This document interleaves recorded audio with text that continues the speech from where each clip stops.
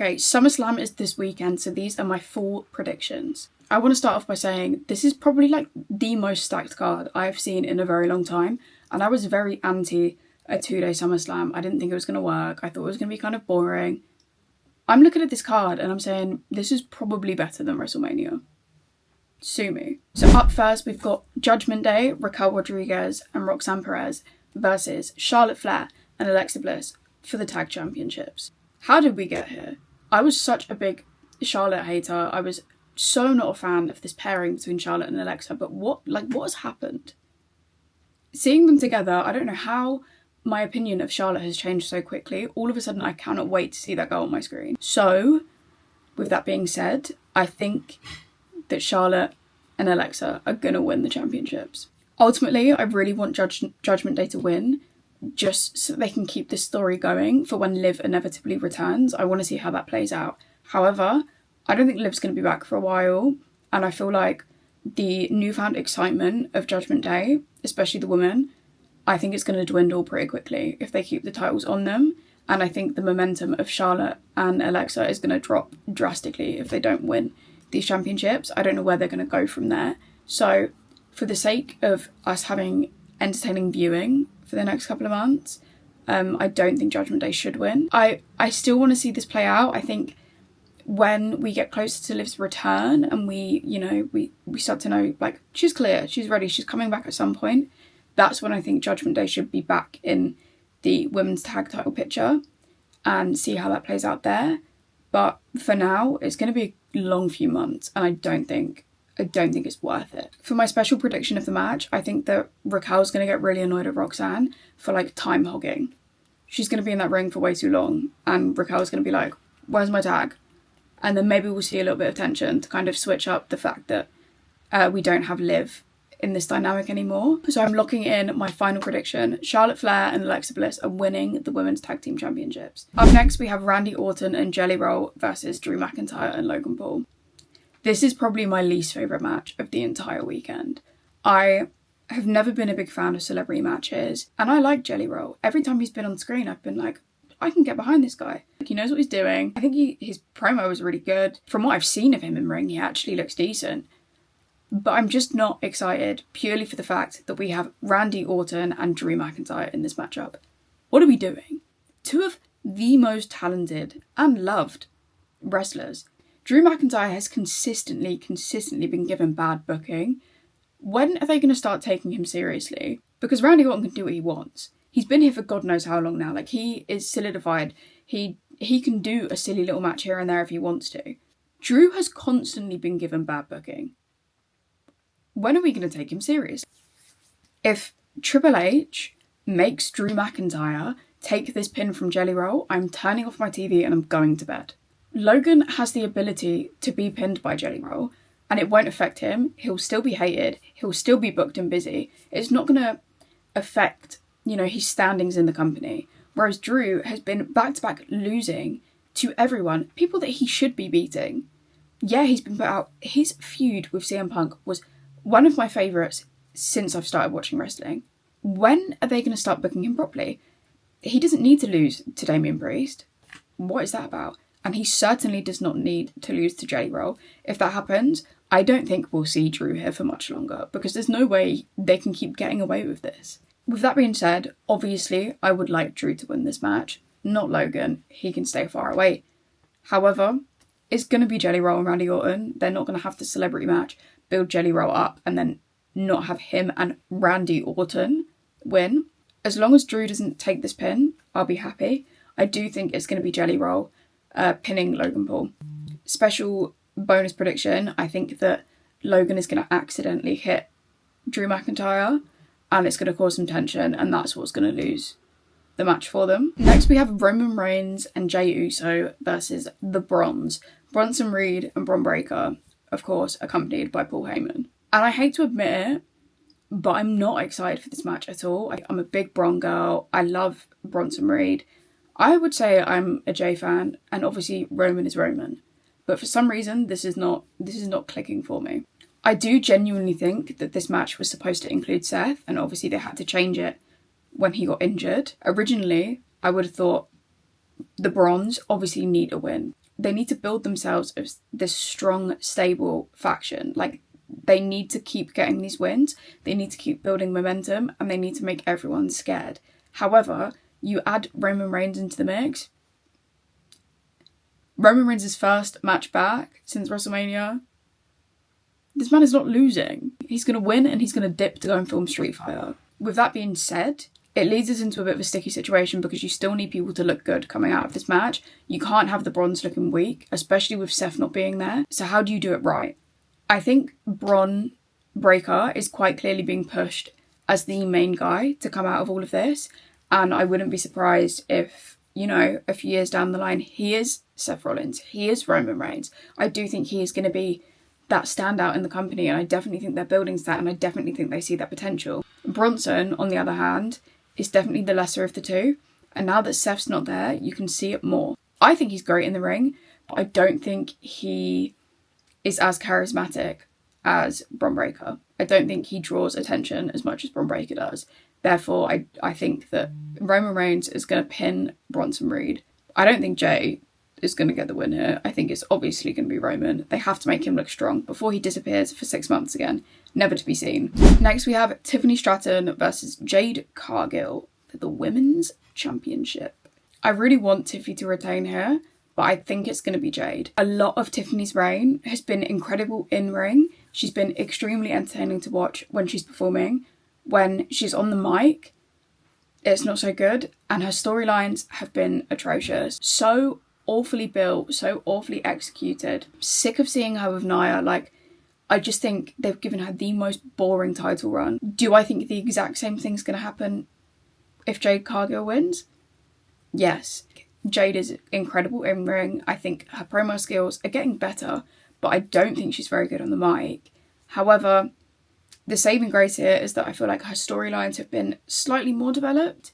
The feud with Naomi and Bianca has been one of my favourite things to come out of the women's division in a very long time. I was hooked on it.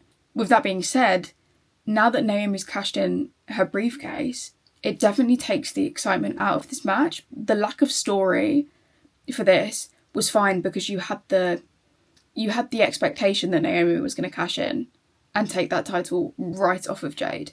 Now we don't have that, but I do think Jade's going to win regardless. I do think we're still going to see a build-up to a title versus title winner-takes-all match between Naomi and Jade, which I would love to see. They need to give Tiffy some time to kind of figure out what she's doing, because at the moment, I don't know what her character is. I can't tell if she's a good guy, a bad guy. The lines are so blurred that it's not enjoyable. Now, for the second to last night of SummerSlam Night 1, we have Sami Zayn versus Karrion Kross. We all know I am a Karrion Kross girly. I want Kross to win, and I think he's going to win. I know everyone keeps saying, you know, they're not going to make Sami lose. They loved Sami too much. It's not going to happen. I completely disagree. The underdog persona is not going to work anymore. It's just not. I'm sick of it, and I love Sami. But Karrion needs this win.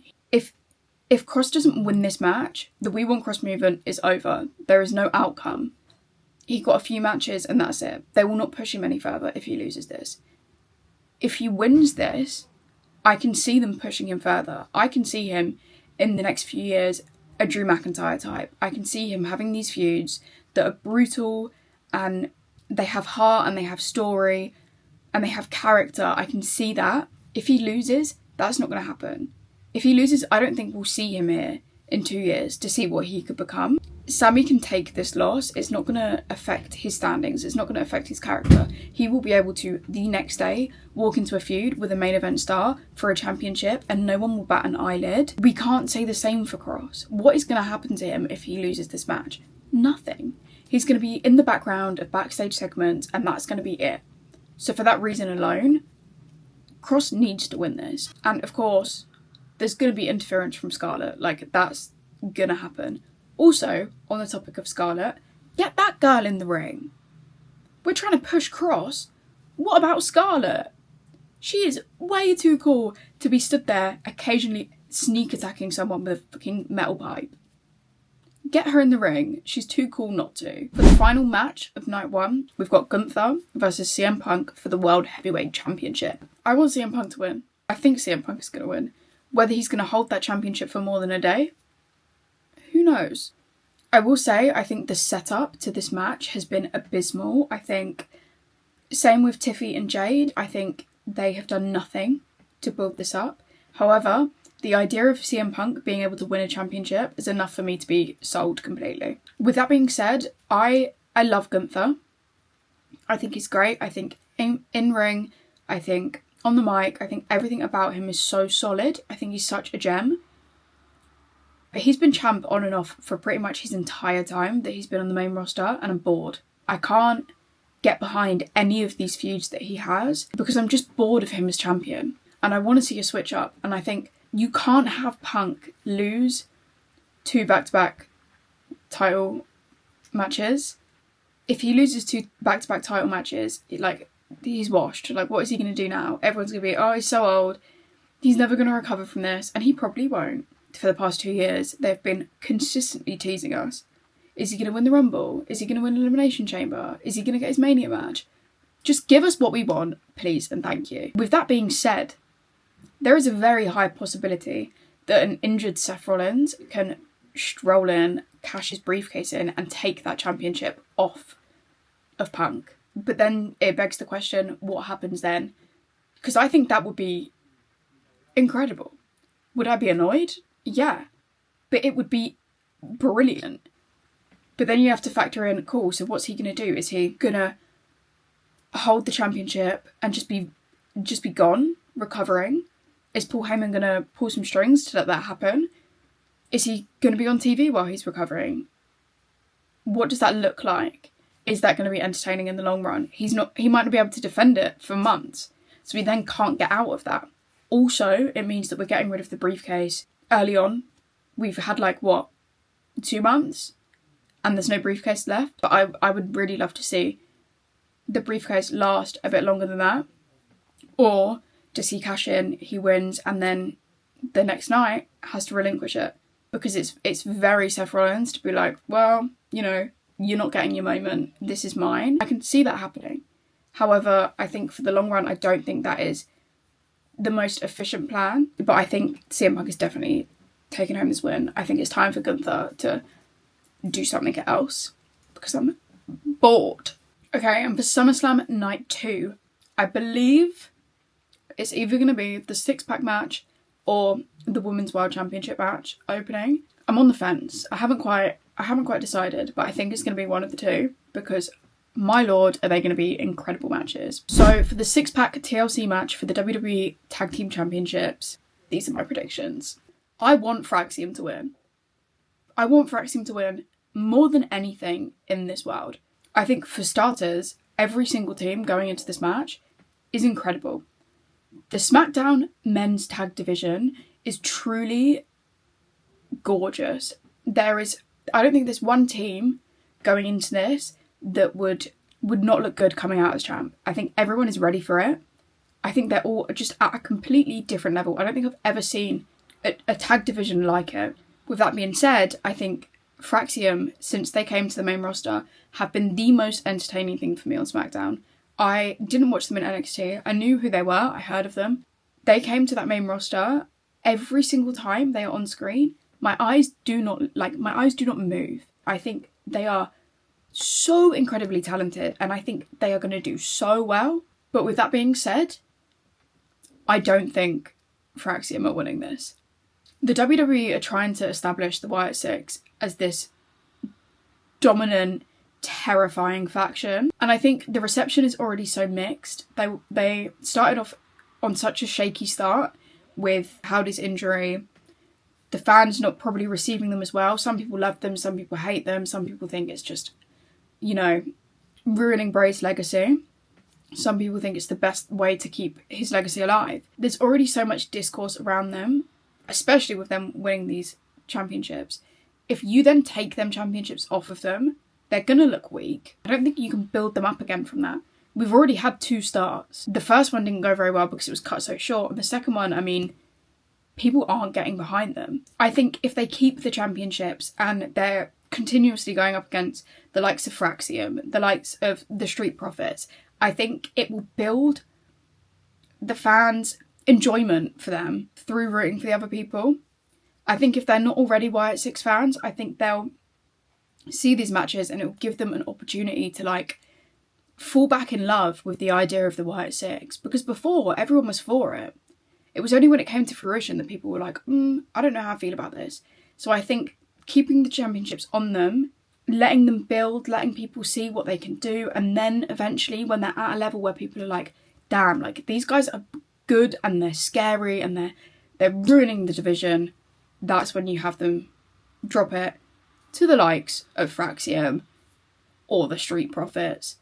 Special prediction, of course, I think there is going to be a whole boatload of interference in this match. I think we're going to see Nikki Cross, obviously. I think we're going to see Candice LeRae, obviously. I think we're going to see the rest of the Wyatt Six, obviously. I think it's going to be jam-packed with just bodies. There's going to be so many people, it's going to be so hard to keep track.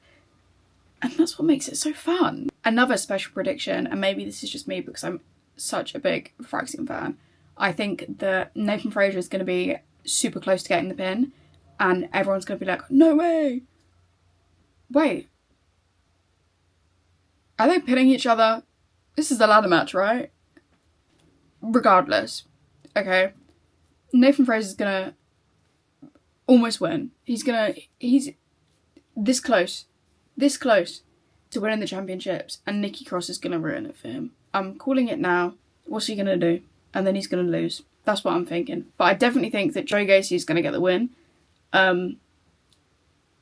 And I think Nathan Fraser's going to get really close. Next, we've got AJ Styles versus Dominic Mysterio for the IC title. I want Dominic to win. Do I think he's going to win? No. And here's my reasoning. The fact that Dom has a match at Triple Mania for their championship, and the fact that he's been so prominent there, is making me think they're gonna do a TNA and they're going to give him that championship. They're going to give him that championship. He's going to be back and forth between the two shows. He doesn't need to have the IC title to do that. Yeah, he'll look cool as hell with 2 championships. It will really add to this cocky persona of his. However, I don't think he needs it. AJ Styles is getting older. We don't know how much longer he's going to be wrestling for. It makes sense to give him this opportunity to hold the championship from what could be the last time. Go on, a medium length run with it. Do some fun stuff, do some funny stuff. He's been incredibly entertaining recently. And then let Dom do his thing on AAA, cause some havoc there, and then come back when the time is right, when Liv comes back. And then get Judgment Day, get that ball rolling again, get all them belts back on them, and then have the breakdown of it when they're covered in gold. I also think AJ winning the championship, could set up a very, very nice little feud with none other, my goat, Finn Balor, to give him another solo run, because what are we doing? Why are we not putting a title on him? He is literally the best person ever. What are we doing? Finn's like, oh my gosh, you've taken this title away from the Judgment Day. I'm going to get it back. He wins it back eventually after a few back and forths. He wins it back. Then Dom, Finn, Finn, because Dom's like, you've got my title. Finn's like, not your title. You lost it, mate. And then that's when we start to see the slow collapse. Liv comes back. You know what I mean? It's going to happen. It's going to happen eventually. And that's the way I want it to happen. Also, selfishly, I want to see Finn with a singles title, obviously. Next, we've got Becky Lynch versus Lyra Valkyria for the Women's Intercontinental Championship. That was a tongue twister. I don't ever want to have to say that again. I really want Becky to win this. I love Becky. I think she's great. Everyone's been hating on her.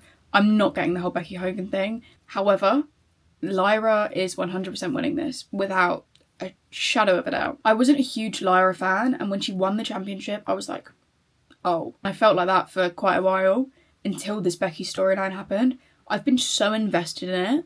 I think the matches have been great. I think the promos between them have been great. I just think all of it has been so enjoyable to watch. So Becky's done her job.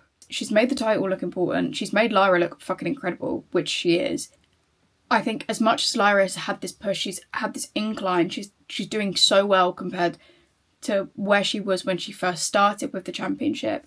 I don't think she's quite ready to leave it behind. Becky tomorrow can go back to the main event and back, fighting for them top titles and no one will bat an eyelid, that is where she belongs. I don't think Lyra's in that position yet. I think if she loses the championship and Becky goes back up to the main event, Lyra gets lost. I think Lyra holds on to it for a little bit longer. I really hope doesn't feud with Bayley, because I'm sick of that as well. Or maybe they give it to someone else. Maybe like a, like an Ivy Nile or someone like that, deserves the opportunity that Lyra got. Because I think now Lyra is a name that people remember because of this. And I don't think it's all because of Becky. I think Lyra's been a standout here. Next, we have the steel cage match for the United States Championship between Solo Sikoa and Jacob Fatu. There he is. It's quite obvious. Jacob Fatu is my top guy, besides this guy. I want Jacob to win, and Jacob is winning. The only way that Jacob is not winning this match and that Solo's retaining that championship is if they add yet another member to the bloodline, to Solo's MFTs, which is an awful name, mind you. That's the only way he's winning this. I doubt they're bringing someone else in. Unless you have someone who's absolutely massive, that would garner such a reaction from Jacob that he is off his game. I don't expect that to happen unless they bring in Zilla Fatu, and I don't think they're going to do that. I think it's way too soon for him. And I also don't think that he would join Solo, obviously. I think he's joining Jacob? I think he's joining Jacob. So the likelihood of someone coming back or someone joining the MFTs is so low. So low that I don't think Solo's going to win this. I don't think there's any way in hell that he's getting the win. It's very clear that Jacob is made to have a title around his neck. I've never seen such aura of a man carrying a title ever. He needs that back, and he needs it back now, and I think this is... No, I know this is when it's going to happen. My fear with Solo before this was that him and Jacob were going to go their separate ways and they were going to have no idea what to do with him. They've proven me completely wrong. I think even though the MFTs I think is not great, and I'm completely not a fan of JC Mateo or Talatonga, I believe that's his name, I don't feel excited. I feel slightly bored, and they've not been there that long, which is never a good sign. Solo, however, I think is so entertaining. I used to hate him, and I genuinely was like, they're not going to do anything when he split from Jacob. Like, he's going to be nothing. I was like, he's probably going to get released in the next year. I was like, they're not going to find something for this man. The character that he has developed is nothing short of incredible. Now, every time I hear his voice, I have to look, even when I'm like, I don't care. I have to, because I'm like, what is he going to do next? I'm always like, there's going to be something. Which is again why I think he's fine if he loses this match. I don't have that fear of him being put on the shelf anymore. I know they're going to find something for him. I know they're going to put him into a feud with someone, and I know he's going to be just as entertaining. He doesn't need it. Also, little special prediction, not really prediction, just a want. I want this to be Punk McIntyre levels of like bloody. I want this to be like the most heated, like gut-wrenchingly like brutal fight between these two people. I want it to be just horrific. I want it to be such a hard watch, because they like, realistically, story-wise, they should be there. They should hate each other's guts. So I want to see it. Not because I really, really enjoyed the Punk versus Drew match. It's for the story. Okay, for the second to last match of the entire weekend, we've got Naomi versus Io Sky versus Rhea Ripley for the Women's World Championship. I want Io to win, of course. That's my girl. I think she is the best in the company, not just the women. I think she is the most talented wrestler that they have. But I don't think she's winning it. I think it's only right that Naomi retains. The lead up to Naomi becoming this force has gone on for way too long for them to fumble it this quickly. She has, for one, always been an outstanding worker, but she's seriously put in a shift, and this whole character change, this heel turn, has been one of my favourite things. I don't think I've ever enjoyed watching Naomi more. She's been incredible. She's been killing it. There is no way they can take this championship off of her. I also think because they've been quite clearly setting up her versus Stephanie Vercaer, there's no way they're taking the championship off of her. It doesn't make sense. I feel like that's a bit of a key factor. This is probably my most highly anticipated match of the entire weekend of SummerSlam as a whole. I think that Rhea and Io in the ring together is just pure magic. I think they just have this like incredible chemistry, and I think adding Naomi to the mix is going to be just magic. I think it's going to be so entertaining, and I cannot wait for it. Also, if you can't beat her, join her. Rhea cannot beat Io, so why not put them together? Can't we do like a little Charlotte Alexa thing and put my girls together, please and thank you? They have so much chemistry, they need to work together. I'm sick of them fighting. It was teased, and then it wasn't, and then it was teased, and then it wasn't. I need it to happen. And I need it to happen stat. And finally, for the last night of the entire weekend, we have John Cena versus Cody Rhodes for the WWE Undisputed Championship. And I never thought I would say such thing. I never thought these words were going to come out of my mouth. I want Cena to win, and I think it's going to happen. I truly do. Never in my life did I think I'd be rooting for Cena, ever. But here I am. Cody's scheduled to take time out for Street Fighter as well as Roman, so that in itself is a sign he's not going to be here for a while. That aside, I think John needs to keep the title until the end of his retirement tour.